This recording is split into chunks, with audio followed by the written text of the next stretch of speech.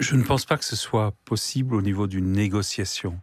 Une négociation peut ralentir le processus, ça s'est déjà produit, mais ce que proposent les Russes et les Chinois, c'est-à-dire la pause des deux côtés, sans vérification approfondie, et elle est extrêmement difficile en Corée du Nord, on ne voit pas pourquoi les Nord-Coréens ne feraient pas ce que les Américains les accusent d'avoir fait dans le passé, c'est-à-dire vendre le même cheval 3 fois, Mhm. si vous voulez, Ouais, ouais, recommencer. bien sûr. Ce qu'on peut faire, sans doute, c'est contenir le cadre, c'est aménager une sortie, mais celle-ci passe forcément par une pression beaucoup plus forte que celle qui a été exercée jusqu'ici sur la Corée du Nord. Jean-Marie Collin, vous êtes d'accord là-dessus?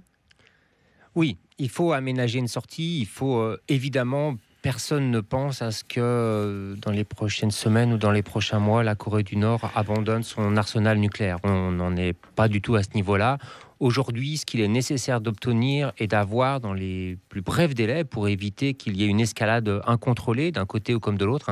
Un certain nombre de guerres ont débuté par des accidents et on a plutôt l'impression quand même que des deux côtés des deux leaders de ce conflit, si je peux dire, entre le leader nord-coréen et américain, l'un comme l'autre peuvent très vite déraper. Donc il est nécessaire de ramener tout le monde à une table de négociation.